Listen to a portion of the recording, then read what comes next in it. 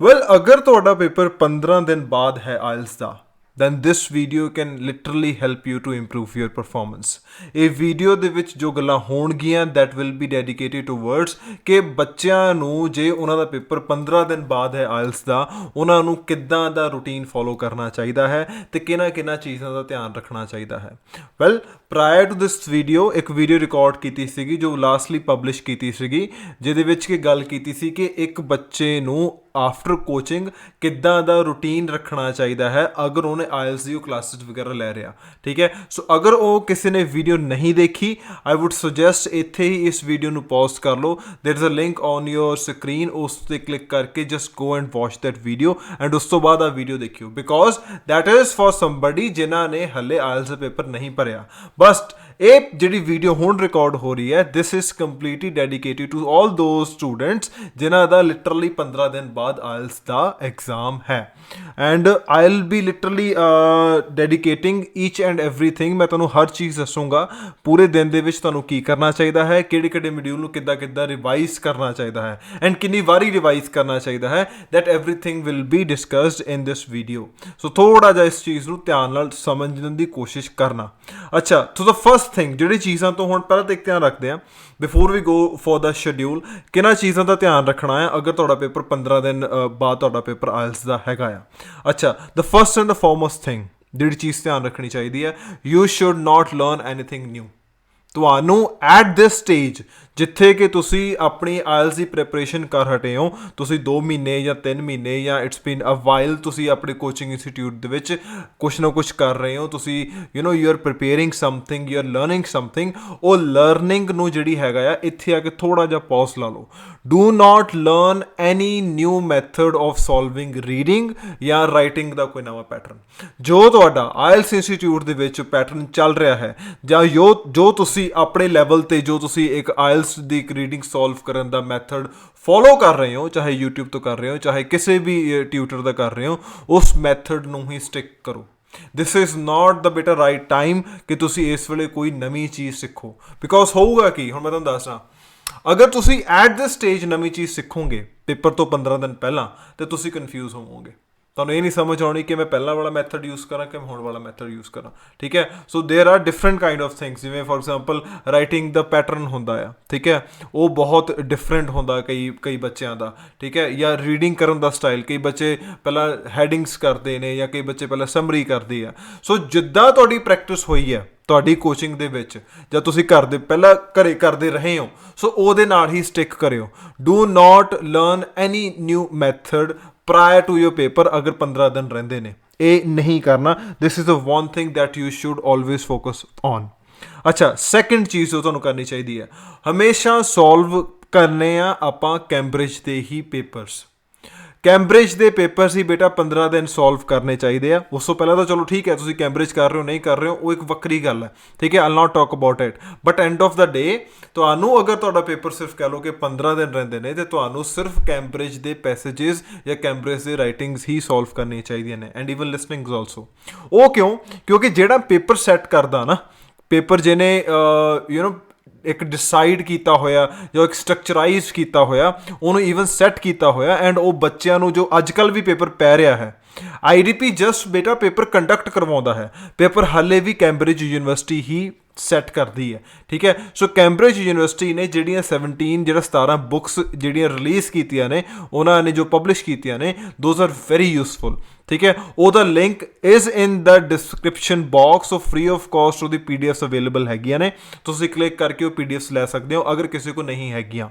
ਬੇਟਾ ਸਿਰਫ 15 ਦਿਨ ਤੁਸੀਂ ਉਹਨਾਂ ਬੁੱਕਸ ਦੇ ਵਿੱਚੋਂ ਇੱਕ ਟੈਸਟ ਹੀ ਕਰਨਾ ਪਰ ਡੇ, ਸਿੰਗਲ ਟੈਸਟ ਵਿਚ ਮੀਨਸ ਕਿ ਲੈਟਸ ਸੇ ਅਗਰ ਇੱਕ ਬੁੱਕ ਦੇ ਵਿੱਚ 4 ਟੈਸਟ ਹੁੰਦੇ ਨੇ ਤਾਂ ਤੁਸੀਂ ਇਨ ਦਾ ਸੈਂਸ ਕਿ ਤੁਸੀਂ 15 ਦਿਨ ਦੇ ਵਿੱਚ 5 ਬੁੱਕਸ ਹੀ ਤੁਸੀਂ ਕਵਰ ਕਰ ਪਾਓਗੇ।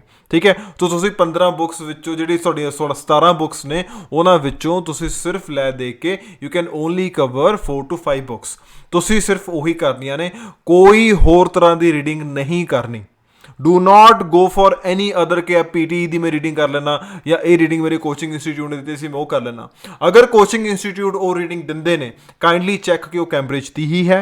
ਅਗਰ ਕੈਂਬਰਿਜ ਦੀ ਹੈ ਫਿਰ ਤਾਂ ਬਹੁਤ ਵਧੀਆ, ਵੈਰੀ ਗੁੱਡ।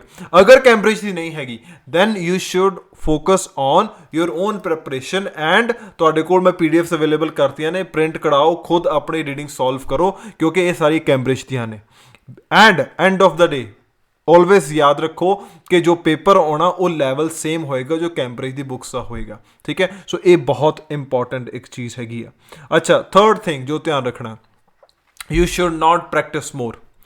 ਇਹ ਨਹੀਂ ਕਿ ਤੁਸੀਂ ਸਵੇਰੇ ਉੱਠਦੇ ਸਾਰ ਵੀ ਪ੍ਰੈਕਟਿਸ ਕਰ ਰਹੇ ਹੋ, ਰਾਤੀ ਵੀ ਪ੍ਰੈਕਟਿਸ ਕਰ ਰਹੇ ਹੋ, ਦੁਪਹਿਰੇ ਵੀ ਪ੍ਰੈਕਟਿਸ ਕਰ ਰਹੇ ਹੋ, ਕੋਚਿੰਗ ਇੰਸਟੀਟਿਊਟ ਵੀ ਪ੍ਰੈਕਟਿਸ ਕਰ ਰਹੇ ਹੋ। ਪ੍ਰੈਕਟਿਸ ਦਾ ਕੋਈ ਹੱਲ ਨਹੀਂ ਹੈਗਾ ਬੇਟਾ, ਉਹ ਨਹੀਂ ਉਹਦਾ ਕੋਈ ਮਤਲਬ ਹੈਗਾ। ਤੁਸੀਂ ਕਰਨਾ ਕੀ ਹੈ, ਤੁਸੀਂ ਆਪਣੀ ਅੰਡਰਸਟੈਂਡਿੰਗ ਵਧਾਉਣੀ ਹੈ। ਅੰਡਰਸਟੈਂਡਿੰਗ ਵਧਾਉਣ ਦਾ ਮਤਲਬ ਕੀ ਹੈ? ਫੋਰ ਐਗਜ਼ਾਮਪਲ ਲੈਟਸ ਸੇ ਕਈ ਬੱਚਿਆਂ ਨੂੰ ਨਾ ਹੁੰਦਾ ਪਤਾ ਕੀ ਹੈ, ਹੁਣ due to stress they are not able to understand ਕਿ ਉਹਨਾਂ ਦੀਆਂ ਪ੍ਰੋਬਲਮਸ ਕੀ ਹੈ, ਉਹਨਾਂ ਨੂੰ ਕਿਹੜੀਆਂ ਚੀਜ਼ਾਂ ਨਹੀਂ ਆਉਂਦੀਆਂ। They are not able to figure out the problems ਜਿਹੜੇ ਕਿ ਉਹਨਾਂ ਦਾ ਦਿਮਾਗ ਥੋੜ੍ਹਾ ਜਿਹਾ ਉਸ ਵੇਲੇ ਉਹਨੂੰ ਅਨਸਟੇਬਲ ਕਰਦੀਆਂ ਨੇ। ਪਹਿਲੀ ਗੱਲ ਤਾਂ ਇੱਕ ਅੰਡਰਸਟੈਂਡਿੰਗ ਵਧਾਉਣ ਲਈ ਕਰਨਾ ਕੀ ਹੈ, ਤੁਸੀਂ ਥੋੜ੍ਹਾ ਬਹੁਤਾ ਆਪਣੇ ਆਪ ਨੂੰ ਸ਼ਾਂਤ ਇੱਕ ਮੈਡੀਟੇਸ਼ਨ ਵਾਲੇ ਪਾਸੇ ਲੈ ਕੇ ਜਾ ਸਕਦੇ ਹੋ। You can listen to good music, ਚਾਹੇ ਕੋਈ ਨਾ ਕੋਈ ਸੂਦਿੰਗ ਮਿਊਜ਼ਿਕ ਹੋਵੇ। You can even do some kind of physical activity, I would say yoga ਕਰ ਸਕਦੇ ਹੋ, ਜਾਂ ਕੁਛ ਥੋੜ੍ਹਾ ਬਹੁਤਾ ਆਪਣਾ ਬੈਠ ਕੇ ਜਸਟ ਆਪਣਾ ਮੋਟਿਵ ਪਛਾਣੋ ਕਿ ਵਾਈ ਯੂ ਆਰ ਡੂਇੰਗ ਦਿਸ। ਉਹਦੇ ਨਾਲ ਕੀ ਹੋਏਗਾ, ਜਦੋਂ ਵੀ ਤੁਸੀਂ ਸੋਲਵ ਕਰੋਗੇ ਚੀਜ਼ਾਂ ਨੂੰ, ਚਾਹੇ ਰੀਡਿੰਗ ਪੈਸੇजेस ਨੇ, ਉਹਦੇ ਵਿੱਚ ਤੁਹਾਨੂੰ ਕਰਦੇ ਕਰਦੇ ਇੱਕ ਸ਼ਾਂਤੀ ਤੁਹਾਡੀ ਬਣੀ ਰਹੇਗੀ। ਅਗਰ ਰੀਡਿੰਗ ਕਰਦੇ ਕਰਦੇ ਜਾਂ ਐਸੇ ਦਾ ਇੱਕ ਕੁਐਸਚਨ ਦੇਖਦੇ ਦੇਖਦੇ ਤੁਹਾਡੇ ਮਨ 'ਚ ਇੱਕ ਅਚਬੀ ਜਾਂ ਬੇਚੈਨੀ ਜੀ ਰਹਿੰਦੀ ਹੈ, then that will not give you any good success. ਉਹ ਤੁਹਾਨੂੰ ਸਕਸੈਸ ਨਹੀਂ ਦੇਗਾ। ਮੇਰੀ ਸੁਜੈਸ਼ਨ ਹੈ ਉੱਥੇ ਆ ਕੇ ਕਿ ਤੁਸੀਂ ਆਪਣੀ ਅੰਡਰਸਟੈਂਡਿੰਗ ਵਧਾਓ ਜਦੋਂ ਵੀ ਕੋਈ ਚੀਜ਼ ਕਰ ਰਹੇ ਹੋ।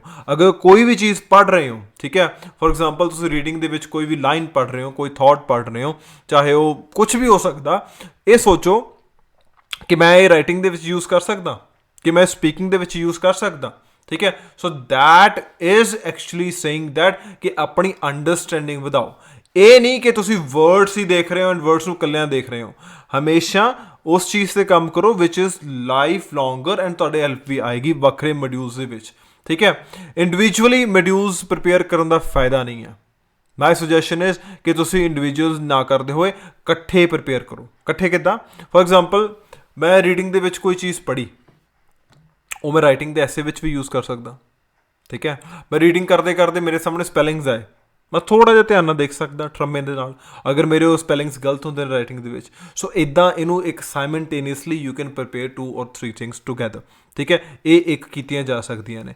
ਅਨਦਰ ਥਿੰਗ ਜੋ ਤੁਹਾਨੂੰ ਧਿਆਨ ਰੱਖਣੀ ਚਾਹੀਦੀ ਹੈ, ਦੈਟ ਇਜ਼, ਹਾਂ ਬਹੁਤ ਇੰਪੋਰਟੈਂਟ ਹੈ, ਸਟ੍ਰੈਸ ਮੈਨੇਜਮੈਂਟ। ਸਟ੍ਰੈਸ ਨੂੰ ਮੈਨੇਜ ਕਰੋ। ਹੁਣ ਸਟ੍ਰੈਸ ਨੂੰ ਕਿੱਦਾਂ ਮੈਨੇਜ ਕਰਨਾ?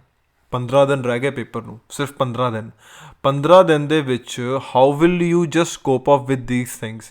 ਬਿਕੋਜ਼ ਹੁੰਦਾ ਕੀ ਹੈ, ਤੁਹਾਡੇ ਆਲੇ ਦੁਆਲੇ ਬਹੁਤ ਇੱਦਾਂ ਦੀਆਂ ਚੀਜ਼ਾਂ ਹੁੰਦੀਆਂ ਨੇ, ਤੁਹਾਡੇ ਘਰ ਦੇ ਹੁੰਦੇ ਆ ਜੋ ਤੁਹਾਡੇ ਤੋਂ ਐਕਸਪੈਕਟੇਸ਼ਨਸ ਰੱਖੀ ਬੈਠੇ ਹੁੰਦੇ ਆ, ਤੁਹਾਡੇ ਫਰੈਂਡਸ ਹੁੰਦੇ ਨੇ ਜੋ ਕਹਿੰਦੇ ਨੇ ਕਿ ਪੇਪਰ ਇੱਦਾਂ ਦਾ ਆਏਗਾ, ਮੈਂ ਪ੍ਰੈਡਿਕਸ਼ਨ ਦੇਖੀ ਆ, ਮੈਂ ਆਹ ਦੇਖਿਆ, ਮੈਂ ਉਹ ਦੇਖਿਆ, ਇੱਥੋਂ ਪੜ੍ਹ ਲਓ ਇੱਥੋਂ ਆਏਗਾ, ਠੀਕ ਹੈ ਬੇਟਾ। ਦੈਟ ਇਜ਼ ਆਲ ਲਾਈਕ ਏ ਭਟਕਣਾ ਕਹਿੰਦੇ ਉਹਨੂੰ, ਇੱਧਰ ਉੱਧਰ ਭਟਕਣਾ, ਠੀਕ ਹੈ। ਜਦੋਂ ਬੰਦਾ ਭਟਕਦਾ ਆ ਦੈਟ ਕਾਜ਼ਿਜ਼ ਸਟ੍ਰੈਸ।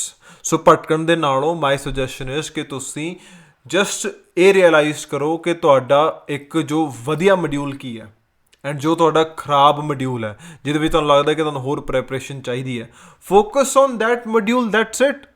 ਤੁਸੀਂ ਜੋ ਤੁਹਾਡਾ ਇੱਕ ਜੋ ਪੋਜ਼ੀਟਿਵ ਮੋਡਿਊਲ ਹੈ ਉਹਨੂੰ ਇੱਕ ਸਾਈਡ 'ਤੇ ਰੱਖ ਕੇ ਤੁਸੀਂ ਜੋ ਇੱਕ ਜ਼ਿਆਦਾ ਸਟ੍ਰੈਸ ਦੇ ਸਕਦੇ ਹੋ, that is on the module ਜੋ ਤੁਹਾਨੂੰ ਖਰਾਬ ਲੱਗਦਾ ਦਿਖ ਰਿਹਾ ਹੈ, ਠੀਕ ਹੈ। That is the real motive ਕਿ ਤੁਸੀਂ ਆਪਣੇ ਆਪ ਨੂੰ ਕਿਸ ਢੰਗ ਦੇ ਨਾਲ ਪ੍ਰਿਪੇਅਰ ਕਰਨਾ ਹੈ, ਠੀਕ ਹੈ। ਐਂਡ ਇਹਦੇ ਨਾਲ ਕੀ ਹੋਏਗਾ, ਤੁਹਾਡਾ ਸਟ੍ਰੈਸ ਘਟੇਗਾ। ਜਦੋਂ ਸਟ੍ਰੈਸ ਘਟੇਗਾ ਤੁਹਾਡੀ ਪਰਫੋਰਮੈਂਸ ਹੋਰ ਜ਼ਿਆਦਾ ਇਨਕਰੀਜ਼ ਹੋਏਗੀ। So my suggestion is always be far away from the negative energies. ਚਾਹੇ ਉਹ ਕੋਈ ਬੰਦਾ ਆ, ਚਾਹੇ ਕੋਈ ਉਹ ਥਾਟ ਹੈ, ਚਾਹੇ ਈਵਨ ਤੁਹਾਨੂੰ ਕੋਈ ਚੀਜ਼ ਅਗਰ ਨੈਗੇਟਿਵ ਕਰਦੀ ਹੈ, ਉਸ ਚੀਜ਼ ਤੋਂ ਦੂਰ ਹੋ ਜਾਓ, ਉਸ ਚੀਜ਼ ਨੂੰ ਆਪਣੇ ਆਪ 'ਤੇ ਹਾਵੀ ਨਾ ਹੋਣ ਦਿਓ, ਠੀਕ ਹੈ। ਲੈਟਸ ਸੇ ਅਗਰ ਕੋਈ ਤੁਹਾਨੂੰ ਪੁੱਛਦਾ ਵੀ ਹੈ, ਜਸਟ ਉਹਨੂੰ ਉਸ ਵੇਲੇ ਡੋਜ ਕਰ ਦਿਓ, ਉਹਨੂੰ ਸੱਚ ਨਾ ਦੱਸੋ, ਕੁਛ ਵੀ ਬੋਲ ਕੇ ਜਸਟ ਨਿਕਲ ਜਾਓ। ਅੱਜ ਕੱਲ੍ਹ ਕੀ ਕਰ ਰਿਹਾ? ਕੁਛ ਨਹੀਂ ਕਰ ਰਿਹਾ, ਨੌਕਰੀ ਕਰ ਰਿਹਾ, ਕੁਛ ਨਹੀਂ ਕਰ ਰਿਹਾ, ਵਿਹਲਾ ਆ, ਠੀਕ ਹੈ। ਸੋ ਉਹਦਾ ਸਵਾਲਾਂ ਦੇ ਕਰਕੇ ਆਪਣਾ ਮਾਈਂਡ ਜਿਹੜਾ ਹੈਗਾ ਆ ਉਹਨੂੰ ਡਾਇਵਰਟ ਨਾ ਕਰੋ, ਉਹਨੂੰ ਅਨਸਟੇਬਲ ਨਾ ਕਰੋ, ਕਿਉਂਕਿ ਇਹਦੇ ਨਾਲ ਤੁਹਾਡਾ ਪੇਪਰ ਖਰਾਬ ਹੋ ਸਕਦਾ ਹੈ।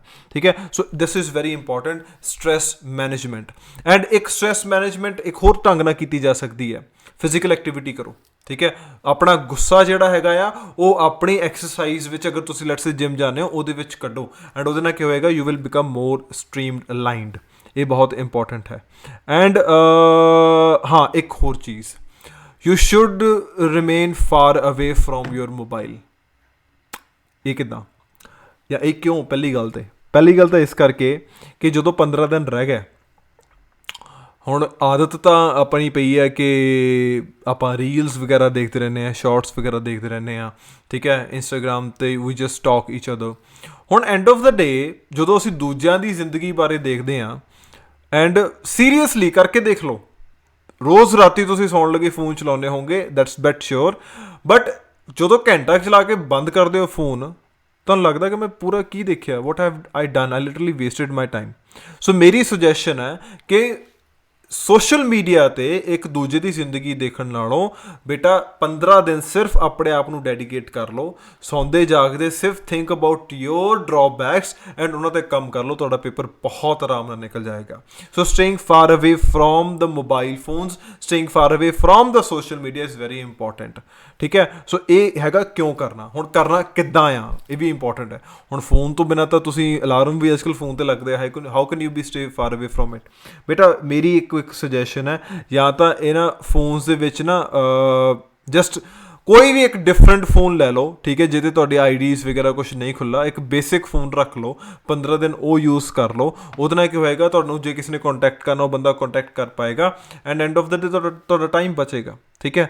ਅਗਰ ਤੁਸੀਂ ਮੀਨਿੰਗ ਵਗੈਰਾ ਦੇਖਣਾ ਆ ਤਾਂ ਆਪਣੇ ਜੋ ਪੇਰੈਂਟਸ ਜਾਂ ਬ੍ਰਦਰ ਸਿਸਟਰ ਦੇ ਫੋਨ ਨੇ, ਮੀਨਿੰਗ ਦੇਖੋ, ਫੋਨ ਦੁਬਾਰਾ ਵਾਪਸ ਕਰ ਦਿਓ।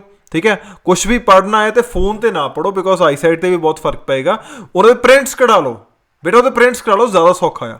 ਅਗਰ ਫੋਨ 'ਤੇ ਪੜ੍ਹਨਾ ਵੀ ਹੈ, ਤੁਸੀਂ ਕਿਸੇ ਹੋਰ ਦੇ ਫੋਨ ਤੋਂ, ਮੇਰੀ ਫੇਰ ਸੁਜੈਸ਼ਨ ਹੈ, go for your mother's phone, father's phone, ਜਾਂ ਈਵਨ ਤੁਹਾਡੇ ਸਿਸਟਰ ਜਾਂ ਬ੍ਰਦਰਸ ਫੋਨ, ਉਹਨਾਂ ਦੇ ਫੋਨਾਂ 'ਤੇ ਦੇਖ ਲਓ। ਬਟ ਆਪਣਾ ਜੋ ਤੁਹਾਡਾ ਸਰਕਲ ਹੈ, ਜੋ ਤੁਹਾਡੇ ਫੋਨ ਦੇ ਵਿੱਚ ਹੈਗਾ ਆ, ਬਿਕੋਜ਼ ਅਗਰ ਤੁਸੀਂ ਆਪਣਾ ਫੋਨ ਚੱਕਦੇ ਹੋ ਤਾਂ ਕੋਈ ਨਾ ਕੋਈ ਮੈਸੇਜ ਬਲਿੰਕ ਕਰ ਜਾਏਗਾ, ਤੁਹਾਡਾ ਧਿਆਨ ਭੰਗ ਹੋ ਜਾਏਗਾ। ਸੋ ਮੇਰੀ ਇਹੀ ਸੁਜੈਸ਼ਨ ਹੈ, stay for away from your circle, ਆਪਣੇ ਸਰਕਲ ਤੋਂ ਦੂਰ ਰਹੋ, ਦੈਟ ਇਜ਼ ਵੈਰੀ ਇੰਪੋਰਟੈਂਟ। ਅੱਛਾ, ਇਹ ਤਾਂ ਹੋ ਗਈਆਂ ਚੀਜ਼ਾਂ ਜਿਹੜੀਆਂ ਧਿਆਨ ਰੱਖਣੀਆਂ ਸੀਗੀਆਂ। ਹੁਣ ਆ ਜਾਓ ਡੇਲੀ ਸ਼ਡਿਊਲ 'ਤੇ, ਸ਼ਡਿਊਲ ਕੀ ਫੋਲੋ ਕਰਨਾ ਚਾਹੀਦਾ ਤੁਹਾਨੂੰ। ਅੱਛਾ, ਫਸਟ ਆਫ ਆਲ ਇੰਨਾ ਧਿਆਨ ਰੱਖੋ, ਇਸ ਤੋਂ ਪਹਿਲਾਂ ਕਿ ਮੈਂ ਤੁਹਾਨੂੰ ਸ਼ਡਿਊਲ ਦੇਵਾਂ, ਤੁਸੀਂ 15 ਦਿਨ ਸਿਰਫ ਰਿਵਾਈਜ਼ ਕਰਨਾ। ਰਿਵਾਈਜ਼ ਦਾ ਮਤਲਬ ਕੀ ਆ, ਹੁਣ ਮੈਂ ਤੁਹਾਨੂੰ ਪ੍ਰੈਕਟਿਸ ਨਹੀਂ ਕਹਿ ਰਿਹਾ, ਮੈਂ ਤੁਹਾਨੂੰ ਉਹ ਜਸਟ ਉਹ ਨਹੀਂ ਕਹਿੰਦੇ ਹੁੰਦੇ ਕਿ ਉਸ ਚੀਜ਼ ਨੂੰ ਦੁਬਾਰਾ ਕਰਨਾ, ਐਕਸਪਲੇਨੇਸ਼ਨਸ ਲੈਣੀਆਂ, ਮੈਂ ਉਹ ਨਹੀਂ ਕਹਿ ਰਿਹਾ, ਮੈਂ ਤੁਹਾਨੂੰ ਰਿਵਾਈਜ਼ ਕਰਨ ਨੂੰ ਕਹਿ ਰਿਹਾ। ਬੇਟਾ ਪ੍ਰੈਕਟਿਸ ਐਂਡ ਰਿਵਾਈਜ਼ 'ਚ ਫਰਕ ਕੀ ਹੁੰਦਾ? ਪ੍ਰੈਕਟਿਸ ਹੁੰਦਾ ਆ solving different kind of things, ਜੋ ਤੁਸੀਂ ਕਿ ਸ਼ੁਰੂ ਤੋਂ ਕਰਦੇ ਹੀ ਆ ਰਹੇ ਹੋ। ਜਦੋਂ ਦੀ ਤੁਸੀਂ ਕੋਚਿੰਗ ਲੈਣੀ ਸ਼ੁਰੂ ਕੀਤੀ ਹੋਣੀ ਆ, ਤੁਹਾਨੂੰ ਡਿਫਰੈਂਟ ਟਾਈਪਸ ਆਫ ਮਟੀਰੀਅਲ ਦਿੱਤਾ ਗਿਆ ਹੋਣਾ ਕਿਤੋਂ ਵੀ, ਜਾਂ ਤੁਸੀਂ ਲਿਆ ਹੋਣਾ, ਉਹ ਤੁਸੀਂ ਖੁਦ ਬ ਖੁਦ ਸੋਲਵ ਕਰਦੇ ਹੋਣੇ ਹੋ। ਦੈਟ ਇਜ਼ ਪ੍ਰੈਕਟਿਸ, ਉਹ ਪ੍ਰੈਕਟਿਸ ਹੁੰਦੀ ਹੈ। ਠੀਕ ਹੈ। ਜਿਹਦੇ ਵਿੱਚ ਤੁਸੀਂ ਕਰ ਰਹੇ ਹੋ ਕੁਐਸਚਨਸ ਨੂੰ, ਐਂਡ ਫਿਰ ਉਸ ਤੋਂ ਬਾਅਦ ਆਪਣੇ ਆਨਸਰਸ ਚੈੱਕ ਕਰਦੇ ਹੋ। ਠੀਕ ਹੈ। ਠੀਕ ਹੈ, ਕਰ ਲਓ, ਬਹੁਤ ਵਧੀਆ। ਬਟ ਜਦੋਂ 15 ਦਿਨ ਰਹਿ ਗਏ, you should not practice that much, or you should not practice, that's it. ਮੈਂ ਤਾਂ ਇਹੀ ਕਹਿਣਾ। ਠੀਕ ਹੈ। ਇਹ ਨਹੀਂ ਕਿ ਦਿਨ ਦੀਆਂ ਮੈਂ 4-4 5-5 ਰੀਡਿੰਗਸ ਕਰਨੀਆਂ ਨੇ, ਮੈਂ ਇੰਨੇ ਪੈਸੇ ਸੋਲਵ ਕਰਨੇ ਆ। ਬੇਟਾ that will lead you nowhere, ਉਹ ਕਿਤੇ ਨਹੀਂ ਲੈ ਕੇ ਜਾਊਗਾ। ਉਹ ਤੋਂ ਚੰਗਾ ਕੀ ਆ, ਤੁਸੀਂ ਰਿਵਾਈਜ਼ ਕਰੋ। ਰਿਵਾਈਜ਼ ਕਿੱਦਾਂ ਕਰਨਾ? ਹੁਣ ਇੱਦਾਂ ਆ ਕਿ ਜਦੋਂ ਕੋਚਿੰਗ ਇੰਸਟੀਟਿਊਟ ਤੁਸੀਂ ਜਾਂਦੇ ਸੀਗੇ, ਠੀਕ ਹੈ, ਜਾਂ ਤੁਸੀਂ ਜੋ ਘਰੇ ਵੀ ਰੀਡਿੰਗ ਸੋਲਵ ਕਰਦੇ ਹੋ, ਅਗਰ ਤੁਹਾਡੇ ਕੋਲ ਉਹ ਰੀਡਿੰਗਸ ਹੈਗੀਆਂ ਨੇ, ਵੈਸੇ ਤਾਂ ਮੇਰੀ ਸੁਜੈਸ਼ਨ ਇਹੀ ਹੁੰਦੀ ਹੈ ਕਿ ਰੀਡਿੰਗਸ ਵਗੈਰਾ ਜਿਹੜੀਆਂ ਹੁੰਦੀਆਂ ਨੇ, ਜਾਂ ਕੋਈ ਵੀ ਚੀਜ਼ ਤੁਸੀਂ ਜੋ ਸੋਲਵ ਕਰਦੇ ਹੋ, ਉਹਦਾ ਨਾ ਇੱਕ ਰਿਕਾਰਡ ਰੱਖਿਆ ਕਰੋ। ਇੱਕ 10 ਰੁਪਏ ਦੀ ਨਾ ਫਾਈਲ ਲੈ ਲਓ, ਜਿਹੜੀ ਆਉਂਦੀ 15 ਰੁਪਏ ਦੀ, I don't know Ki cost ਉਹਦੀ, 10-15 ਹੀ ਹੋਣੀ ਆ, ਜਿਹੜੀ ਉਹ ਇੱਕ ਉਹ ਬਟਨ ਵਾਲੀ ਫਾਈਲ ਹੁੰਦੀ ਆ। ਜੋ ਰੀਡਿੰਗ ਸੋਲਵ ਕਰਦੇ ਹੋ ਘਰੇ, ਠੀਕ ਹੈ, ਉਹਨੂੰ ਜਾਂ ਜੋ ਵੀ ਕਰਦੇ ਹੋ, ਜਾਂ ਚਾਹੇ ਲਿਸਨਿੰਗ ਵੀ ਕਰਦੇ ਹੋ, ਉਹਨੂੰ ਉਹਦੇ ਵਿੱਚ ਨਾ ਡੇਟ ਪਾ ਕੇ ਉਹਦੇ ਵਿੱਚ ਸਿੰਕ ਕਰ ਦਿਆ ਕਰੋ, ਉਹਦੇ ਵਿੱਚ ਰੱਖ ਲਿਆ ਕਰੋ, ਤਾਂ ਕਿ ਜਦੋਂ ਤੁਸੀਂ ਆਪਣਾ ਪੇਪਰ ਫਿਲ ਕਰੋ, ਤੁਸੀਂ ਆਪਣੇ ਪੁਰਾਣੀਆਂ ਗਲਤੀਆਂ ਕੱਢ ਕੇ ਦੇਖੋ ਕਿ ਯਾਰ ਫਲਾਨੀ ਤਰੀਕ ਨੂੰ ਅੱਛਾ ਮੈਂ ਆਹ ਸੋਲਵ ਕੀਤਾ ਸੀਗਾ, ਉਹਦੇ ਵਿੱਚ ਮੇਰਾ ਟਰੂ ਫਾਲਸ ਇੱਦਾਂ ਗਲਤ ਹੋਇਆ ਸੀਗਾ। ਓਕੇ, ਫਲਾਨੀ ਤਰੀਕ ਨੂੰ ਮੈਂ ਆਹ ਸੋਲਵ ਕੀਤਾ ਸੀ, ਉਹਦੇ ਵਿੱਚ ਆਹ ਕੁਛ ਕੀਤਾ ਸੀਗਾ। ਠੀਕ ਹੈ। So that means you are ਰਿਵਾਈਜ਼ਿੰਗ your things, ਉਹਨੂੰ ਕਹਿੰਦੇ ਆ ਰਿਵਾਈਜ਼ ਕਰਨਾ। ਠੀਕ ਹੈ।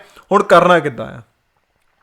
ਅੱਛਾ, ਸਵੇਰੇ ਤੁਸੀਂ ਆਰਾਮ ਨਾਲ ਆਪਣਾ ਕੋਚਿੰਗ ਜਾਓ, ਠੀਕ ਹੈ, ਚਾਹੇ 9 ਵਜੇ ਚਾਹੇ 10 ਵਜੇ, ਉਹੀ ਸੇਮ ਚੀਜ਼ਾਂ ਕਿ 10 ਵਜੇ ਆਪਣਾ ਆਰਾਮ ਨਾਲ ਕੋਚਿੰਗ ਲਈ ਜਾਓ, ਠੀਕ ਹੈ, 1 ਵਜੇ ਤੱਕ 2 ਵਜੇ ਤੱਕ ਜੋ ਆਪਣੀ ਕੋਚਿੰਗ ਹੁੰਦੀ ਹੈ, ਗਿਵ ਯੂਅਰ ਕੰਪਲੀਟ ਪੇਪਰ, ਠੀਕ ਹੈ। ਜਸਟ ਇਹ ਇੱਕ ਵਾਰੀ ਪੁੱਛ ਲਓ ਉਹਨਾਂ ਨੂੰ ਜੋ ਤੁਹਾਡੇ ਕੋਚਿੰਗ ਇੰਸਟੀਟਿਊਟ ਵਾਲੇ ਹੈਗੇ ਨੇ ਕਿ ਸਾਰੇ ਕੈਂਬਰਿਜ ਦੀਆਂ ਹੀ ਬੁੱਕਸ ਨੇ, ਠੀਕ ਹੈ। ਅਗਰ ਕੈਂਬਰਿਜ ਦੀਆਂ ਨੇ ਫਿਰ ਤੁਹਾਡਾ ਟਾਈਮ ਬਚ ਗਿਆ, then that is very good, ਤੁਹਾਡਾ ਟਾਈਮ ਬਚ ਗਿਆ, ਤੁਹਾਡਾ ਬਹੁਤ ਸੌਖਾ ਚੀਜ਼ ਛੁੱਟ ਗਿਆ, ਤੁਹਾਨੂੰ ਘਰੇ ਕੈਂਬਰਿਜ ਪ੍ਰੈਕਟਿਸ ਕਰਨ ਦੀ ਲੋੜ ਨਹੀਂ ਹੈਗੀ, ਠੀਕ ਹੈ। ਅਗਰ ਉਹ ਕੈਂਬਰਿਜ ਦੀਆਂ ਨਹੀਂ ਹੈਗੀਆਂ ਦੈਨ ਤੁਹਾਨੂੰ ਥੋੜ੍ਹਾ ਜਿਹਾ ਆਪਣੇ ਘਰੇ ਬਹਿ ਕੇ ਖੁਦ ਕਰਨਾ ਪੈਣਾ ਆ, ਠੀਕ ਹੈ, ਫੇਰ ਕਰਨਾ ਪੈਣਾ ਆ, ਠੀਕ ਹੈ। ਹੁਣ ਤੁਸੀਂ ਆਪਣੇ ਆਪ ਵਾਪਸ ਆ ਗਏ ਹੋ, you have just come back to your home, have your food, ਆਪਣੀ ਰੋਟੀ ਪਾਣੀ ਖਾਓ, ਠੀਕ ਹੈ, spend time with your family, 1.5 ਘੰਟਾ 2 ਘੰਟੇ ਆਪਣੇ ਆਰਾਮ ਦੇ ਨਾਲ ਰੈਸਟ ਕਰੋ, ਸੌਂ ਜਾਓ ਅਗਰ ਕਰ ਸਕਦੇ ਹੋ, ਟੇਕ ਅ ਨੈਪ, ਲਿਟਰਲੀ ਸੌਣਾ ਜ਼ਰੂਰੀ ਹੈ 15 ਦਿਨ ਅਗਰ ਪੇਪਰ ਦੇ ਰਹਿੰਦੇ ਨੇ। ਅੱਛਾ, ਉਸ ਤੋਂ ਬਾਅਦ ਆਪਣਾ ਉੱਠੋ, 4:30 ਵਜੇ ਉੱਠੋ, ਠੀਕ ਹੈ।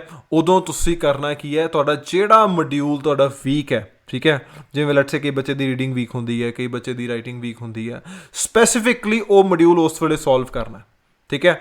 ਉਹਦੀਆਂ ਤੁਸੀਂ ਸੈਂਪਲਸ ਲੈ ਲਓ, ਠੀਕ ਹੈ, ਜੋ ਤੁਹਾਨੂੰ ਮੈਂ ਦਿੱਤੀਆਂ ਹੋਈਆਂ ਨੇ, ਤੁਸੀਂ ਉਹ ਤੋਂ ਬੁੱਕਸ 'ਚੋਂ ਲੈ ਸਕਦੇ ਹੋ, ਠੀਕ ਹੈ, ਕੁਐਸਚਨਸ ਉਹ 'ਚੋਂ ਮਿਲ ਜਾਣੇ ਨੇ, ਉਹ ਸੋਲਵ ਕਰੋ। ਐਂਡ ਉਹ ਵਾਲੇ ਕੁਐਸਚਨ ਸੋਲਵ ਨਹੀਂ ਕਰਨੇ ਜੋ ਕਿ ਐਵੇਂ ਮਤਲਬ ਕਿ ਤੂੰ ਚੱਕ ਕੇ ਕਰ ਲੈ, ਹਮੇਸ਼ਾ ਫੋਕਸ ਕਰਨਾ ਤੁਸੀਂ ਉਹਨਾਂ ਕੁਐਸਚਨਸ 'ਤੇ ਜੋ ਪ੍ਰੀਵੀਅਸ ਈਅਰ ਕੁਐਸਚਨਸ ਨੇ ਜਾਂ ਪ੍ਰੀਵੀਅਸ ਰੀਡਿੰਗਸ ਨੇ। ਪ੍ਰੀਵੀਅਸ ਰੀਡਿੰਗਸ ਤਾਂ ਤੁਹਾਨੂੰ ਮਿਲ ਜਾਣਗੇ ਕੈਂਬਰਿਜ 'ਚੋਂ, ਪ੍ਰੀਵੀਅਸ ਜਿਹੜੇ ਕੁਐਸਚਨਸ ਆਏ ਨੇ 2-3 ਮਹੀਨੇ ਦੇ ਉਹ ਤੁਹਾਨੂੰ ਮਿਲਣਗੇ ਤੁਹਾਡੇ ਡਿਫਰੈਂਟ ਵੈਬਸਾਈਟਸ, ਅੱਜ ਕੱਲ੍ਹ ਇੰਸਟਾਗ੍ਰਾਮ ਪੇਜਸ 'ਤੇ ਵੀ ਆ ਜਾਂਦੇ ਨੇ। ਅਗਰ ਨਹੀਂ ਤੁਹਾਨੂੰ ਮਿਲਦੇ ਪਏ, ਦੇयर is a link below advanceIELTS.com, ਠੀਕ ਹੈ, ਉਸ ਤੋਂ ਤੁਹਾਨੂੰ ਮਿਲ ਜਾਣਗੇ ਤੁਹਾਡੇ ਜੋ ਪ੍ਰੀਵੀਅਸ ਈਅਰ ਕੁਐਸਚਨਸ, ਉਹ ਪ੍ਰੋਪਰ ਸੋਲਵ ਕੀਤੇ ਹੋਏ ਕੁਐਸਚਨਸ ਨੇ। ਸੋ ਉਹਨਾਂ ਕੁਐਸਚਨਸ ਨੂੰ ਆਪਣਾ ਆਰਾਮ ਨਾਲ ਬਹਿ ਕੇ ਉੱਥੋਂ ਸੋਲਵ ਕਰਨਾ ਸ਼ੁਰੂ ਕਰ ਦਿਓ। ਅੱਛਾ, ਤੁਸੀਂ ਆਪਣਾ ਘੰਟਾ 1.5 ਘੰਟਾ ਸੋਲਵ ਕੀਤਾ, ਠੀਕ ਹੈ। ਉਸ ਤੋਂ ਬਾਅਦ ਮੇਰੇ ਅਕੋਰਡਿੰਗ ਤੁਹਾਨੂੰ ਕਰਨਾ ਕੀ ਚਾਹੀਦਾ, 6-6:30 ਵਜੇ, ਠੀਕ ਹੈ, ਤੁਹਾਨੂੰ ਥੋੜ੍ਹਾ ਬਹੁਤਾ ਫਿਜ਼ੀਕਲ ਐਕਟੀਵਿਟੀ ਵੱਲ ਆਪਣੇ ਆਪ ਨੂੰ ਡੈਡੀਕੇਟ ਕਰਨਾ ਚਾਹੀਦਾ, ਠੀਕ ਹੈ। ਇੰਸਟੈਡ ਆਫ ਜਿਮਿੰਗ, ਅਗਰ ਕੋਈ ਬੱਚਾ ਜਿਮਿੰਗ ਨਾਲ ਕੰਫਰਟੇਬਲ ਨਹੀਂ ਹੈਗਾ, ਨੋਰਮਲ ਵਾਕ ਕਰ ਲਓ, ਵਾਕ ਕਰਦੇ ਕਰਦੇ ਪੋਡਕਾਸਟ ਨਾਲ ਸੁਣੋ, ਬਿਕੋਜ਼ ਉਹਦੇ ਨਾਲ ਹੋਊਗਾ ਕਿ ਤੁਹਾਡੀ ਲਿਸਨਿੰਗ ਇੰਪਰੂਵ ਹੁੰਦੀ ਰਹੇਗੀ। ਅੱਛਾ, ਹੁਣ ਇੱਕ ਹੋਰ ਚੀਜ਼, ਪੋਡਕਾਸਟ ਤੁਸੀਂ ਆਪਣੀ ਨੋਰਮਲ ਕੋਚਿੰਗ ਵੇਲੇ ਵੀ ਹੋ ਸਕਦਾ ਸੁਣਦੇ ਹੋਵੋ। ਇਸ ਪੁਆਇੰਟ 'ਤੇ ਜਦੋਂ ਪੇਪਰ ਤੁਹਾਡਾ 15 ਦਿਨ ਰਹਿ ਗਏ ਨੇ, ਤੁਹਾਨੂੰ ਸੁਣਨਾ ਚਾਹੀਦਾ ਹੈ BBC, ਠੀਕ ਹੈ। BBC ਚੈਨਲ ਹੈ, ਨਿਊਜ਼ ਚੈਨਲ ਹੈ, ਠੀਕ ਹੈ, ਦੈਟ ਇਜ਼ ਵੈਰੀ ਗੁੱਡ, ਠੀਕ ਹੈ। ਇੱਕ ਉਹਦੇ ਨਾਲ ਹੋਏਗਾ ਕਿ ਇੱਕ ਤੁਹਾਡੀ ਲਿਸਨਿੰਗ ਦੀ ਜੋ ਤੁਹਾਡੀ ਹੈਗੀ ਆ ਸਪੀਡ, ਜੋ ਓਬਜ਼ਰਵ ਕਰਨ ਦੀ ਸਪੀਡ ਹੈ, ਉਹ ਇਨਕਰੀਜ਼ ਹੋਏਗੀ। ਸੈਕਿੰਡ, ਤੁਸੀਂ ਨਿਊਜ਼ ਨੂੰ ਸੁਣੋਗੇ which you can utilize in your essays. ਤੁਸੀਂ ਐਸੇ ਵਿੱਚ ਉਹ ਤੁਸੀਂ ਨਿਊਜ਼ ਜੋ ਉਹਦੀ ਜੋ ਗੱਲਬਾਤ ਹੈਗੀ ਹੈ, ਜੋ ਉਹਦਾ idea, that can be used in your ਐਸੇ, ਉਹ ਐਸੇ ਵਿੱਚ ਕਰ ਸਕਦੇ ਹੋ। ਜਾਂ ਈਵਨ ਅਗਰ ਲੈਟਸ ਸੇ ਕੋਈ ਨਾ ਕੋਈ ਜਿਵੇਂ ਰੀਡਿੰਗ ਹੁੰਦੀ ਆ, ਰੀਡਿੰਗ ਦੇ ਵਿੱਚ ਕੋਈ ਨਾ ਕੋਈ ਟੌਪਿਕ ਹੁੰਦਾ, ਤਾਂ ਤੁਹਾਨੂੰ ਪਤਾ ਲੱਗ ਜਾਏਗਾ ਵੀ ਇਹ ਟੌਪਿਕ ਦਾ ਕੀ ਮਤਲਬ, ਉਹਦਾ ਸਭ ਕੁਛ ਹੈਗਾ। So you can easily do it. So ਉਹ ਵੀ ਇੱਕ ਸੌਖਾ ਚੀਜ਼ ਹੈਗੀ ਆ, ਠੀਕ ਹੈ, ਤਾਂ ਉਹ ਤੁਸੀਂ ਕਰ ਸਕਦੇ ਹੋ। BBC ਸੁਣ ਸਕਦੇ ਹੋ, ਠੀਕ ਹੈ, ਬਹੁਤ ਈਜ਼ੀ ਹੈ, ਚਾਹੇ ਅੱਧੇ ਘੰਟੇ ਦੀ ਉਹਦੀ ਖਬਰਾਂ ਸੁਣ ਲਓ, ਔਨਲਾਈਨ ਅਵੇਲੇਬਲ ਹੋ ਜਾਣਗੇ YouTube 'ਤੇ, ਤੁਸੀਂ ਉੱਥੋਂ ਉਹ ਸੁਣ ਸਕਦੇ ਹੋ। ਅੱਛਾ, ਲੈਟਸ ਸੇ ਤੁਸੀਂ ਇਹ ਕਰ ਲਿਆ, 6:30 ਤੁਸੀਂ ਆਪਣਾ ਆਰਾਮ ਦੇ ਨਾਲ ਤੁਸੀਂ ਸੈਰ ਸੁਰ ਕੀਤੀ, 7 ਵਜੇ ਤੱਕ ਤੁਸੀਂ ਆਪਣੇ ਆਪ ਨੂੰ ਉੱਥੇ ਖ਼ਤਮ ਕਰ ਲਓ। 7 ਵਜੇ ਕਰਨਾ ਕੀ ਹੈ, ਕਮ ਬੈਕ, ਵਾਪਸ ਆਓ, ਠੀਕ ਹੈ, ਵਾਪਸ ਆ ਕੇ 7 ਵਜੇ just start with your revision. ਹੁਣ ਰਿਵੀਜ਼ਨ ਹੁਣ ਕੀ ਕਰਨਾ, ਪਹਿਲਾਂ ਮੈਂ ਤੁਹਾਨੂੰ 4 ਵਜੇ ਕਿਹਾ ਸੀਗਾ ਕਿ ਤੁਸੀਂ ਉਹ ਮੋਡਿਊਲ ਕਰਨਾ ਜਿਹੜਾ ਕਿ ਬਹੁਤ ਤੁਹਾਡਾ ਡਿਫੀਕਲਟ ਲੱਗਦਾ, ਜਿਹੜਾ ਤੁਹਾਨੂੰ ਲੱਗਦਾ ਕਿ ਤੁਹਾਡਾ ਬਹੁਤ ਕਰੂਸ਼ੀਅਲ ਹੈ, ਚਾਹੇ ਰੀਡਿੰਗ ਹੈ ਚਾਹੇ ਤੁਹਾਡੀ ਰਾਈਟਿੰਗ ਹੈ, ਠੀਕ ਹੈ। ਅੱਛਾ, ਇਸ ਵੇਲੇ ਉਹ ਮੋਡਿਊਲ ਕਰਨਾ ਜੋ ਕਿ ਬਿਲਕੁਲ ਆਪੋਜ਼ਿਟ ਹੈ, ਠੀਕ ਹੈ, ਮਤਲਬ ਉਹ ਮੋਡਿਊਲ ਜਿਹੜਾ ਕਿ ਤੁਹਾਨੂੰ ਲੱਗਦਾ ਕਿ ਬਹੁਤ ਈਜ਼ੀ ਮੈਂ ਕਰ ਲੂੰਗਾ। Listening, it can be listening also, listening ਹੋ ਸਕਦਾ ਹੈ, ਲਿਸਨਿੰਗ ਕੀਤੀ ਜਾ ਸਕਦੀ ਹੈ, ਠੀਕ ਹੈ। ਅੱਧਾ ਘੰਟਾ ਆਪਣੀ ਲਿਸਨਿੰਗ ਕਰੋ, ਇਹਦੇ ਨਾਲ ਹੋਏਗਾ ਕਿ you will get yourself back in that zone ਕਿ ਤੁਸੀਂ ਅੱਗੇ ਪ੍ਰੀਪੇਅਰ ਕਰਨਾ। ਲਿਸਨਿੰਗ ਕਰਨ ਤੋਂ ਬਾਅਦ ਜਿਹੜੀ ਚੀਜ਼ ਬਹੁਤ ਇੰਪੋਰਟੈਂਟ ਹੈ, ਬੱਚਿਆਂ ਨੂੰ ਇਸ ਤੋਂ ਬਾਅਦ ਐਸੇਜ਼ ਦੇ ਜੋ ਕਾਮਨ ਟੌਪਿਕਸ ਨੇ ਉਹਨਾਂ ਨੂੰ ਪੜ੍ਹਨਾ ਚਾਹੀਦਾ ਹੈ। ਹੁਣ ਹੁੰਦਾ ਕੀ ਹੈ ਬੇਟਾ, ਦੇਖੋ ਜਿਹੜਾ ਤਾਂ ਤੁਹਾਡਾ ਹੈਗਾ ਆ ਫਾਰਮੈਟ ਐਂਡ ਯੂਅਰ ਲੈਂਗੁਏਜ, ਉਹ ਤੁਹਾਡੀ ਜੋ ਕੋਚਿੰਗ ਤੁਸੀਂ 2 ਮਹੀਨੇ ਲਈ ਹੋਣੀ ਹੈ ਨਾ, ਉਹਦੇ ਵਿੱਚ ਉਹ ਠੀਕ ਹੋਣਾ ਚਾਹੀਦਾ ਆ। ਅਗਰ ਨਹੀਂ ਹੋਇਆ ਤਾਂ ਇਹਦਾ ਮਤਲਬ ਤੁਸੀਂ ਪੇਪਰ ਨਾ ਭਰੋ। ਅਗਰ ਤੁਹਾਡਾ ਫਾਰਮੈਟ ਐਂਡ ਤੁਹਾਡੀ ਗ੍ਰਾਮਰ ਦੀਆਂ ਗਲਤੀਆਂ ਸਟਿਲ ਆਰ ਦੇਅਰ, ਠੀਕ ਹੈ, ਫਿਰ ਪੇਪਰ ਚਾਹੇ ਆਪਣਾ ਪੋਸਟਪੋਨ ਕਰਾ ਲਓ ਐਂਡ ਜਾਂ ਉਸ ਪੇਪਰ ਭਰਨਾ ਹੀ ਨਹੀਂ ਚਾਹੀਦਾ ਸੀਗਾ। ਬਟ ਅਗਰ ਲੈਟਸ ਸੇ ਤੁਹਾਡੀ ਗ੍ਰਾਮਰ ਦੀਆਂ ਐਂਡ ਤੁਹਾਡੀਆਂ ਦੂਜੀਆਂ ਗਲਤੀਆਂ, ਫਾਰਮੈਟ ਦੀ ਗਲਤੀਆਂ ਹੁਣ ਤੱਕ ਠੀਕ ਹੋ ਜਾਣੀਆਂ ਚਾਹੀਦੀਆਂ ਨੇ, ਠੀਕ ਹੈ, ਪੇਪਰ ਤੋਂ 15 ਦਿਨ ਪਹਿਲਾਂ ਜਾਂ ਮਹੀਨਾ ਪਹਿਲਾਂ, ਤੁਸੀਂ ਇਸ ਵੇਲੇ ਡਿਫਰੈਂਟ ਕਾਈਂਡ ਆਫ ਜੋ ਟੌਪਿਕਸ ਆਉਂਦੇ ਨੇ ਤੁਸੀਂ ਉਹਨਾਂ ਦੀ ਰੀਡਿੰਗ ਲੈਣੀ ਆ। ਅੱਛਾ, ਲੈ ਦੇ ਕੇ ਮੈਂ ਉਦਾਂ ਦੱਸ ਦੇਣਾ out of my experience, there are just 30 to 32 topics ਜਿਹੜੇ ਕਿ ਕਾਮਨਲੀ ਉਹ ਜਸਟ ਰਿਵੋਲਵ ਕਰਾਉਂਦੇ ਨੇ, ਠੀਕ ਹੈ। For example education, crime, population, development, economic, sorry development ਤੋਂ ਬਾਅਦ ਡਿਵੈਲਪਮੈਂਟ ਵਿੱਚ ਇਕਨੋਮਿਕਲ, ਪੋਲੀਟੀਕਲ ਸਾਰਾ ਆ ਜਾਂਦਾ ਆ।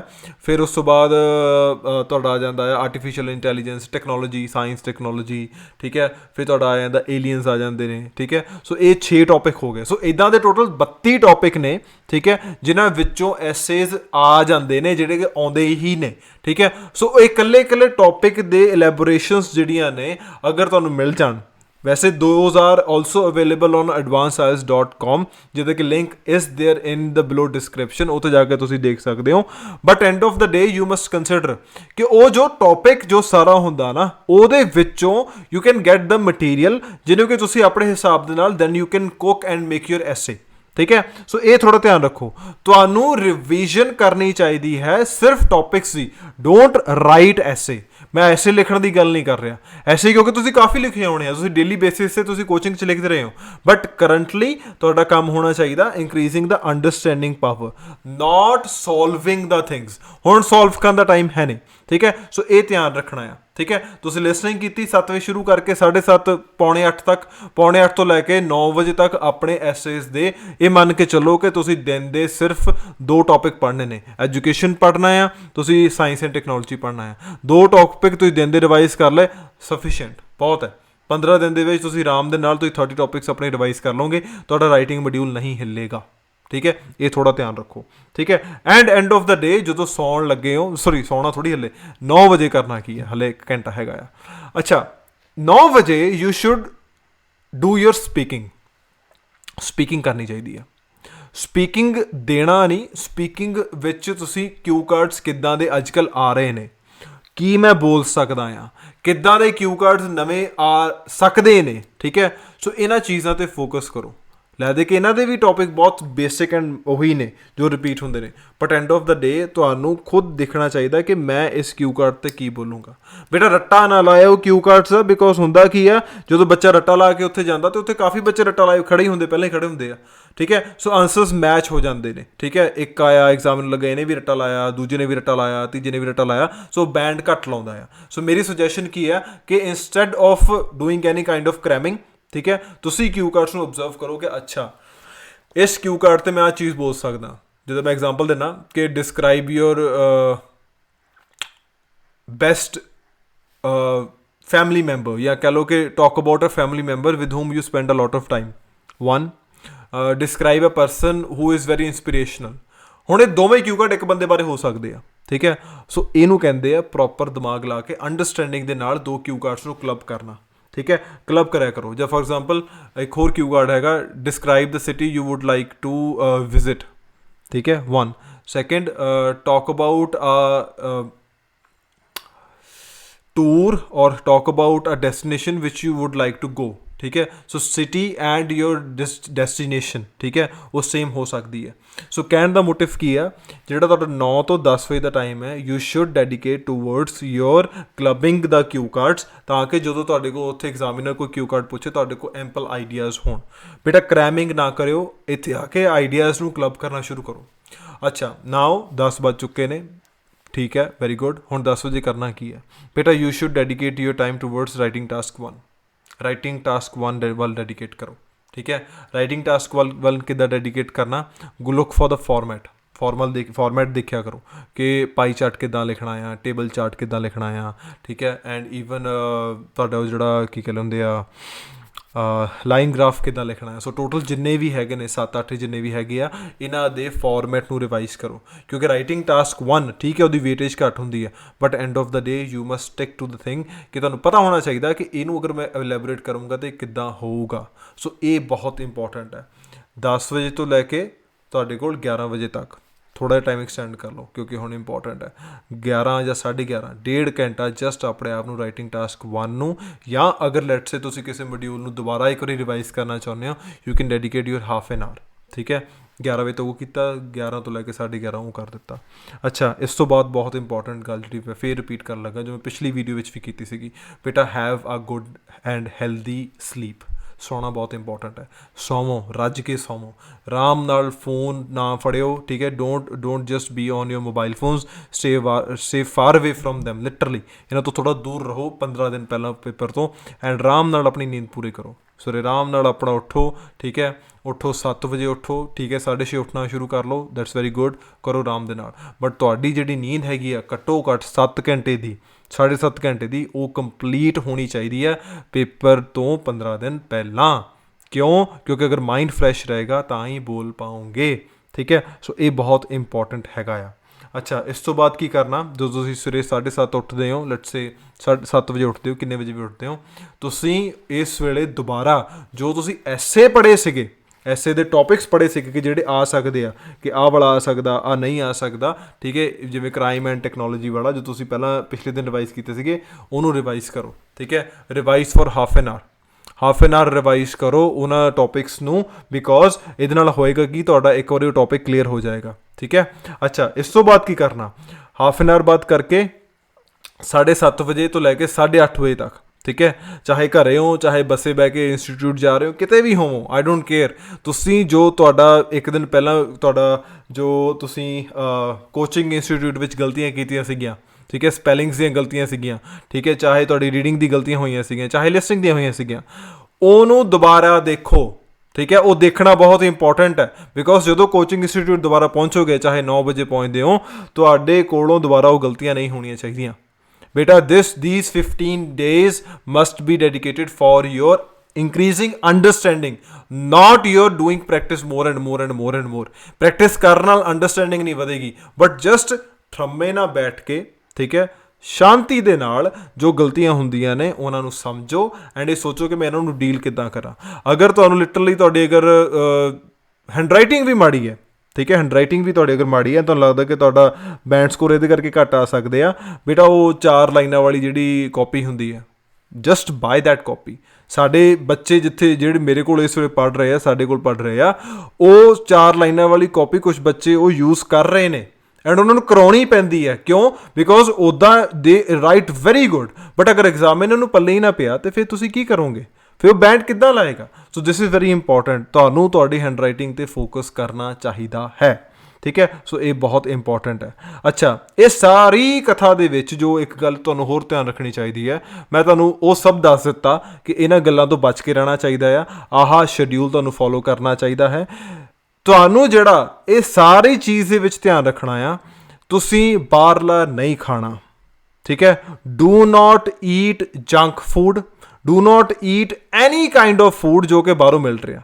ਸਿਰਫ ਘਰ ਦਾ ਫੂਡ ਖਾਓ, ਹੈਲਦੀ ਫੂਡ ਖਾਓ, ਕਿਉਂਕਿ ਅਗਰ ਇਸ ਵੇਲੇ ਬਿਮਾਰ ਹੋਏ ਤੇ ਤੁਹਾਡਾ ਇਹ ਮੰਨ ਕੇ ਚਲੋ ਤੁਹਾਡਾ ਪੇਪਰ ਖਰਾਬ ਹੋ ਸਕਦਾ ਹੈ, ਠੀਕ ਹੈ। ਸੋ ਆਪਣਾ ਆਰਾਮ ਦੇ ਨਾਲ ਉਹੀ ਚੀਜ਼ਾਂ ਖਾਓ ਜੋ ਘਰੇ ਬਣੀਆਂ ਹੋਈਆਂ ਨੇ। ਇੰਸਟੀਟਿਊਟ ਅਗਰ ਰੋਟੀ ਖਾਣੀ ਹੈ ਤਾਂ ਨਾਲ ਲੈ ਕੇ ਜਾਓ, ਉੱਥੇ ਬਾਹਰ ਨਾ ਖਾਓ। ਲਿਟਰਲੀ ਇਹ ਬਹੁਤ ਇੰਪੋਰਟੈਂਟ ਹੈ। ਪਾਣੀ ਵੀ ਬਾਹਰਲਾ ਇਸ ਵੇਲੇ ਤੁਹਾਨੂੰ ਪੀਣਾ ਨਹੀਂ ਚਾਹੀਦਾ, ਕਿਉਂਕਿ ਤੁਹਾਨੂੰ ਨਹੀਂ ਪਤਾ ਕਿ ਕਈ ਵਾਰੀ ਪਾਣੀ ਹੀ ਰਿਐਕਟ ਕਰ ਜਾਂਦਾ ਹੁੰਦਾ। ਸੋ ਡਾਈਟ 'ਤੇ ਬਹੁਤ ਧਿਆਨ ਰੱਖਿਓ, ਠੀਕ ਹੈ। ਇਹ ਕਾਫੀ ਇੰਪੋਰਟੈਂਟ ਹੈ। ਅੱਛਾ, one more thing, I think I am forgetting it, what I was supposed to say। ਹਾਂ, ਬਹੁਤ ਇੰਪੋਰਟੈਂਟ ਹੈ। You should not go to any kind of public place। 15 ਦਿਨ ਪਹਿਲਾਂ ਕਿਸੇ ਵੀ ਵਿਆਹ ਸ਼ਾਦੀ 'ਤੇ ਜਾਂ ਕਿਸੇ ਸਮਾਗਮ 'ਤੇ ਜਾਂ ਕਿਤੇ, ਮਤਲਬ ਸਿੱਧੀ ਗੱਲ, ਕਿਸੇ ਦੇ ਨਜ਼ਰਾਂ 'ਚ ਨਹੀਂ ਆਉਣਾ ਚਾਹੀਦਾ, ਕਿਸੇ ਨੂੰ ਦਿਸਣਾ ਨਹੀਂ ਚਾਹੀਦਾ, ਠੀਕ ਹੈ। ਉਹ ਕਿਉਂ? ਉਹਦੇ ਪਿੱਛੇ ਇੱਕ ਰੀਜ਼ਨ ਹੈ। ਇਹ ਨਹੀਂ ਕਿ ਲੋਕਾਂ ਦੀ ਨਜ਼ਰ ਲੱਗ ਜਾਂਦੀ ਹੈ, ਮੈਂ ਉਹ ਗੱਲ ਨਹੀਂ ਕਰਦਾ। ਮੈਂ ਇਹ ਕਹਿਣਾ ਕਿ ਜਦੋਂ ਤੁਸੀਂ ਜਾਂਦੇ ਹੋ ਨਾ ਕਿਤੇ, ਵੈਨ ਯੂ ਗੋ ਸਮਵੇਅਰ, ਤੁਹਾਨੂੰ ਕੋਈ ਨਾ ਕੋਈ ਪੁੱਛਦਾ ਜ਼ਰੂਰ ਹੈ, ਅੱਜ ਕੱਲ੍ਹ ਕੀ ਕਰਦਾ, ਕੀ ਚੱਲ ਰਿਹਾ ਅੱਜ ਕੱਲ੍ਹ, ਜਾਂ ਅੱਛਾ ਤੇਰਾ ਪੇਪਰ ਨਿਕਲਿਆ ਨਹੀਂ ਹਾਲੇ ਤੱਕ, ਅੱਛਾ। ਹੁਣ ਤੁਸੀਂ ਜਦੋਂ ਇੱਦਾਂ ਦੀ ਗੱਲ ਕਰਦੇ ਹੋ, ਠੀਕ ਹੈ, ਇੱਕ ਇੱਦਾਂ ਦੀ ਚੀਜ਼ ਹੁੰਦੀ ਹੈ, ਅਗਲਾ ਬੰਦਾ ਜੋ ਪੁੱਛ ਰਿਹਾ ਹੁੰਦਾ, ਹੋ ਸਕਦਾ ਉਹ ਬੜਾ ਜੈਨੂਇਨਲੀ ਪੁੱਛ ਰਿਹਾ ਵੀ ਅੱਜ ਕੱਲ੍ਹ ਕੀ ਕਰ ਰਿਹਾ ਭਰਾਵਾ, ਅਤੇ ਤੁਹਾਡੇ ਮਨ ਦੇ ਵਿੱਚ ਨਾ ਇੱਕ ਡਾਊਟ ਕ੍ਰੀਏਟ ਹੁੰਦਾ ਕਿ ਵਾਈ ਹੀ ਇਜ਼ ਆਸਕਿੰਗ, ਜਾਂ ਯਾਰ ਫਿਰ ਪੁੱਛੀ ਜਾਂਦੇ ਆ। ਉਹਦੇ ਨਾਲ ਹੋਊਗਾ ਕਿ ਤੁਹਾਡਾ ਕੌਨਫੀਡੈਂਸ ਲੋ ਹੁੰਦਾ ਹੈ, ਠੀਕ ਹੈ। ਸੋ ਮੇਰੀ ਇਹੀ ਸੁਜੈਸ਼ਨ ਹੈ ਕਿ ਤੁਸੀਂ ਲੋਕਾਂ ਨੂੰ ਨਹੀਂ ਚੁੱਪ ਕਰਾ ਸਕਦੇ, ਪਰ ਲੋਕਾਂ ਤੱਕ ਜਾਣਾ ਤਾਂ ਬੰਦ ਕਰ ਸਕਦੇ ਹੋ, ਠੀਕ ਹੈ। ਸੋ ਇਹੀ ਇੱਕ ਸੁਜੈਸ਼ਨ ਹੈ ਕਿ 15 ਦਿਨ ਪਹਿਲਾਂ ਜਸਟ ਆਪਣੇ ਆਪ ਨੂੰ ਘਰੇ ਹੀ ਰਹੋ, ਠੀਕ ਹੈ। ਅਗਰ ਬਾਹਰ ਨਿਕਲਦੇ ਹੋ, you are going somewhere, simply just say I am just going for some kind of job, ਜਾਂ ਕਿਤੇ ਵੀ ਮੈਂ ਚੱਲਣਾ ਆ, and do not just admit ਕਿ ਕੋਚਿੰਗ ਕਰ ਚੱਲ ਰਹੀ ਹੈ ਜਾਂ ਮੇਰਾ ਕਹਿ ਲਓ ਕਿ 15 ਦਿਨ ਬਾਅਦ ਪੇਪਰ ਹੈ। ਜਿੰਨਾ ਤੁਸੀਂ ਚੁੱਪ ਸ਼ਾਂਤੀ ਵਿੱਚ ਆਪਣੀ ਕੋਚਿੰਗ ਕਰੋਗੇ, ਜਿੰਨਾ ਸ਼ਾਂਤੀ ਵਿੱਚ ਆਪਣੀ ਪ੍ਰੈਪਰੇਸ਼ਨ ਕਰੋਗੇ, ਤੁਹਾਡਾ ਮਾਈਂਡ ਜਿਹੜਾ ਹੈਗਾ ਉਨਾ ਸ਼ਾਂਤ ਰਹੇਗਾ। ਠੀਕ ਹੈ, so this is a very good experience which I am telling. ਠੀਕ ਹੈ, ਸ਼ਾਂਤੀ ਦੇ ਨਾਲ ਚੁੱਪ ਕਰਕੇ ਆਪਣਾ ਆਰਾਮ ਨਾਲ ਪ੍ਰਿਪੇਅਰ ਕਰਦੇ ਰਹੋ ਐਂਡ ਇਹ ਪੇਪਰ ਨਿਕਲ ਜਾਏਗਾ। ਠੀਕ ਹੈ, ਕਿਸੇ ਦੇ ਨਾਲ ਫਸਣ ਦੀ ਲੋੜ ਨਹੀਂ ਹੈ, ਕਿਸੇ ਨਾਲ ਆਰਗਿਊ ਕਰਨ ਦੀ ਲੋੜ ਨਹੀਂ ਹੈ। ਐਂਡ ਅਗਰ ਬਾਈ ਚਾਂਸ ਘਰ ਦੇ ਤੁਹਾਨੂੰ ਡਾਊਟ ਕਰ ਰਹੇ ਨੇ ਕਿ ਫੋਰ ਐਗਜ਼ਾਮਪਲ ਕਈ ਵਾਰੀ ਕਈ ਪੇਰੈਂਟਸ ਨੂੰ ਨਹੀਂ ਪਤਾ ਹੁੰਦਾ ਵਿਚਾਰਿਆਂ ਨੂੰ, ਉਹ ਕਹਿੰਦੇ ਨੇ ਹਾਂ ਵੀ ਐਤਕੀ ਨਿਕਲੇਗਾ ਕਿ ਨਹੀਂ ਨਿਕਲੇਗਾ, ਬੇਟਾ ਜਸਟ ਡੂ ਨਾਟ ਰਿਐਕਟ। ਠੀਕ ਹੈ, ਇਹ ਮੌਕਾ ਰਿਐਕਸ਼ਨ ਦਾ ਨਹੀਂ ਹੈ। Just simply go I am trying my level best, ਮੈਂ ਆਪਣੇ ਵੱਲੋਂ ਬੈਸਟ ਕਰ ਰਿਹਾ। ਬਿਕੋਜ਼ ਹੁੰਦਾ ਕੀ ਹੈ, ਉਹ ਵੀ ਵਿਚਾਰੇ ਫਸੇ ਹੁੰਦੇ ਆ ਬਟ ਉਹ ਸਮਝ ਨਹੀਂ ਪਾਉਂਦੇ ਕਿ ਤੁਹਾਡੀ ਪ੍ਰੈਪਰੇਸ਼ਨ ਕਿਸ ਲੈਵਲ 'ਤੇ ਆ। ਠੀਕ ਹੈ, ਸੋ ਐਟ ਦਿਸ ਸਟੇਜ ਜਿੱਥੇ ਤੁਹਾਡਾ ਪੇਪਰ ਆਲਰੇਡੀ ਫਿਲਡ ਹੈ, ਠੀਕ ਹੈ, ਯੂ ਸ਼ੁੱਡ ਰਿਮੇਨ ਪੋਜ਼ੀਟਿਵ। ਤੇ ਪੋਜ਼ੀਟਿਵ ਕਿੱਦਾਂ ਹੋ ਸਕਦਾ? ਪੋਜ਼ੀਟਿਵਿਟੀ ਬਾਹਰੋਂ ਨਹੀਂ ਕਿਤੋਂ ਮਿਲਦੀ, ਇਟ ਇਜ਼ ਇਨਸਾਈਡ। ਠੀਕ ਹੈ, it's in your mind, it's in your heart. ਠੀਕ ਹੈ, ਸੋ ਇਹ ਥੋੜ੍ਹਾ ਜਿਹਾ ਧਿਆਨ ਰੱਖੋ, ਉਹਦੇ ਵੱਲ ਜ਼ਿਆਦਾ ਫੋਕਸ ਕਰੋ। ਠੀਕ ਹੈ, ਐਂਡ ਜਸਟ ਇੱਕ tip of the day which I must be giving to you, ਜਿਹੜੀ ਸਪੀਕਿੰਗ ਤੁਸੀਂ ਦੇਣੀ ਹੈ ਨਾ ਪੇਪਰ, ਜੋ ਸਪੀਕਿੰਗ ਦਾ ਪੇਪਰ ਹੋਣਾ ਚਾਹੀਦਾ, ਤੁਹਾਨੂੰ ਇੰਨਾ ਕੁ ਤਾਂ ਪਤਾ ਹੀ ਕਿ ਸਪੀਕਿੰਗ ਵੱਖਰੇ ਦਿਨ ਹੁੰਦੀ ਹੈ ਅਤੇ 3 ਮੋਡਿਊਲ ਵੱਖਰੇ ਦਿਨ ਹੁੰਦੇ ਆ। ਮੇਰੀ ਸੁਜੈਸ਼ਨ ਹੈ ਕਿ ਜਿਹੜੀ ਸਪੀਕਿੰਗ ਹੈਗੀ ਹੈ, ਅਗਰ ਕਿਸੇ ਬੱਚੇ ਦੀ ਸਪੀਕਿੰਗ ਬਹੁਤ ਵਧੀਆ ਆ, ਮਤਲਬ ਕੋਈ ਟੈਨਸ਼ਨ ਨਹੀਂ ਹੈ ਸਪੀਕਿੰਗ ਵਿੱਚ, ਉਹ ਬਹੁਤ ਵਧੀਆ ਆ, ਉਹਨੂੰ ਪਤਾ ਕਿ ਮੈਂ ਆਰਾਮ ਨਾਲ ਕਰ ਸਕਦਾ, ਫਿਰ ਤਾਂ ਸਪੀਕਿੰਗ ਦੇ ਦੇਵੇ ਉਹ ਪਹਿਲਾਂ। ਠੀਕ ਹੈ, ਫਿਰ ਤਾਂ ਕਿਸੇ ਵੀ ਦਿਨ ਉਹ ਸਪੀਕਿੰਗ ਦੇ ਆਵੇ। ਠੀਕ ਹੈ, ਮਤਲਬ ਇਨ ਦਾ ਸੈਂਸ ਕਿ ਉਹ ਅਗਰ ਲੈਟਸ ਸੇ ਉਹਦਾ ਪੇਪਰ 21 ਤਰੀਕ ਦਾ ਹੈ ਤਾਂ ਚਾਹੇ 15 ਦੀ ਸਪੀਕਿੰਗ ਦੇ ਦੇ, ਚਾਹੇ 16 ਦੀ ਸਪੀਕਿੰਗ ਦੇ ਦੇ, ਜਦੋਂ ਮਰਜ਼ੀ ਦੇ ਦੇਵੇ। ਠੀਕ ਹੈ, ਐਂਡ ਉਹਦੇ ਨਾਲ ਹੋਊਗਾ ਕਿ ਮਤਲਬ ਪਹਿਲਾਂ ਦੇ ਦੇਵੇ, ਕੁਛ ਦਿਨ ਪਹਿਲਾਂ ਦੇ ਦੇਵੇ ਕਿ ਉਹਦੇ ਕੋਲ ਇੱਕ ਡੈਡੀਕੇਟਡ ਟਾਈਮ ਬਚ ਜਾਏਗਾ ਜਿਹਦੇ ਵਿੱਚ ਉਹ ਆਪਣੀ ਸਪੀਕਿੰਗ ਬਾਕੀ ਮੋਡਿਊਲਸ ਦੀ ਪ੍ਰੈਪਰੇਸ਼ਨ ਕਰ ਸਕਦਾ ਹੈ। ਠੀਕ ਹੈ, ਅਗਰ ਤੁਹਾਡੀ ਸਪੀਕਿੰਗ ਗੜਬੜ ਹੈ, ਤੁਹਾਨੂੰ ਲੱਗਦਾ ਕਿ ਮੈਨੂੰ ਸਪੀਕਿੰਗ ਵਿੱਚ ਜ਼ਿਆਦਾ ਚਾਹੀਦੀ ਹੈ, ਪ੍ਰੈਕਟਿਸ ਚਾਹੀਦੀ ਹੈ, ਜ਼ਿਆਦਾ ਮੈਨੂੰ ਉਹਦੇ ਵਿੱਚ ਗਾਈਡੈਂਸ ਚਾਹੀਦੀ ਹੈ, ਬੇਟਾ ਆਪਣੀ ਸਪੀਕਿੰਗ ਦੀ ਜਿਹੜੀ ਡੇਟ ਲੈਣੀ ਹੈ ਉਹ ਬਾਅਦ ਦੀ ਲਿਓ। ਠੀਕ ਹੈ, ਜਸਟ ਟੇਕ ਯੋਰ ਸਪੀਕਿੰਗ ਡੇਟ ਪੇਪਰ ਤੋਂ ਬਾਅਦ। ਉਹਦੇ ਨਾਲ ਕੀ ਹੋਏਗਾ ਕਿ ਜਦੋਂ ਤੁਹਾਡਾ ਇੱਕ ਵਾਰੀ ਪੇਪਰ ਖਤਮ ਹੋ ਗਿਆ, ਤੁਸੀਂ ਸੰਤੁਸ਼ਟ ਹੋ ਗਏ ਕਿ ਹਾਂ ਠੀਕ ਹੈ, I have given my best, ਫਿਰ ਤੁਸੀਂ ਆਰਾਮ ਦੇ ਨਾਲ ਆਪਣੇ 3-4 ਦਿਨ ਤੁਸੀਂ ਸਪੀਕਿੰਗ ਨੂੰ ਡੈਡੀਕੇਟ ਕਰ ਸਕਦੇ ਹੋ ਐਂਡ ਉਸ ਤੋਂ ਬਾਅਦ ਸਪੀਕਿੰਗ ਦਾ ਪੇਪਰ ਦੇ ਦਿਓ। ਸੋ ਕਹਿਣ ਦਾ ਮੋਟਿਵ ਕੀ ਆ ਕਿ ਜਿਹੜੇ ਪੇਪਰ ਤੋਂ ਡਰ ਲੱਗਦਾ ਉਹਦੇ ਵਿੱਚੋਂ ਬਾਕੀ ਪੇਪਰ ਥੋੜ੍ਹਾ ਜਿਹਾ ਡਿਸਟੈਂਸ ਰੱਖ ਲਿਓ। ਠੀਕ ਹੈ, ਅਗਰ ਰੀਡਿੰਗ ਤੋਂ ਡਰ ਲੱਗਦਾ ਪਿਆ ਆ ਤਾਂ ਆਪਣਾ ਜੋ ਸਪੀਕਿੰਗ ਦਾ ਪੇਪਰ ਹੈ ਪਹਿਲਾਂ ਦੇ ਲਿਓ। ਠੀਕ ਹੈ, 3-4 ਦਿਨ ਪਹਿਲਾਂ ਦੇ ਦਿਓ। ਅਗਰ ਸਪੀਕਿੰਗ ਤੋਂ ਡਰ ਲੱਗਦਾ ਆ ਤਾਂ ਉਹ ਤੁਸੀਂ ਜਿਹੜਾ ਹੈਗਾ ਮੇਨ ਪੇਪਰ ਤੋਂ 3-4 ਦਿਨ ਬਾਅਦ ਦਾ ਦੇ ਦਿਓ। ਇਹਦੇ ਨਾਲ ਹੋਊਗਾ ਕਿ ਤੁਹਾਡਾ ਥੋੜ੍ਹਾ ਸਟਰੈਸ ਵੰਡਿਆ ਜਾਏਗਾ ਐਂਡ ਤੁਸੀਂ ਈਜ਼ੀਲੀ ਉਸ ਚੀਜ਼ ਨੂੰ ਸਾਂਭ ਸਕਦੇ ਹੋ। ਠੀਕ ਹੈ, ਸੋ ਆਈ ਹੋਪ ਤੁਹਾਨੂੰ ਇਹ ਸਭ ਠੀਕ ਲੱਗਾ ਹੋਏਗਾ ਐਂਡ ਤੁਹਾਨੂੰ ਸਮਝ ਆ ਗਿਆ ਹੋਏਗਾ। ਅਗਰ ਤੁਸੀਂ ਇਸ ਨੂੰ ਲੈ ਕੇ ਹੋਰ ਤੁਹਾਨੂੰ ਇਲੈਬੋਰੇਸ਼ਨ ਚਾਹੀਦੀ ਹੈ, just comment in the box and ਮੈਂ ਉਹਦੀ ਕਰ ਦੂੰਗਾ। ਐਂਡ ਜਿੰਨੇ ਵੀ ਲਿੰਕਸ ਦੀ ਮੈਂ ਗੱਲ ਕਰ ਰਿਹਾ, ਜੋ ਮੈਂ ਤੁਹਾਨੂੰ ਕਿਹਾ ਇਹ ਸਾਰੀ ਚੀਜ਼ਾਂ, ਦੇ all are in the description. ਚਾਹੇ ਬੁੱਕਸ ਨੇ, ਚਾਹੇ ਅਗਰ ਕਿਸੇ ਨੇ ਰਾਈਟਿੰਗ ਦੇ ਜੋ ਟੌਪਿਕਸ ਨੇ ਉਹਦੇ ਐਕਸਪਲੇਨੇਸ਼ਨਸ ਪੜ੍ਹਨੀਆਂ ਨੇ, ਚਾਹੇ ਨਿਊ ਕਿਊ ਕਾਰਡਸ ਦੇਖਣੇ ਨੇ, ਦੇ all are in the description. ਠੀਕ ਹੈ, so thank you everybody and bless you.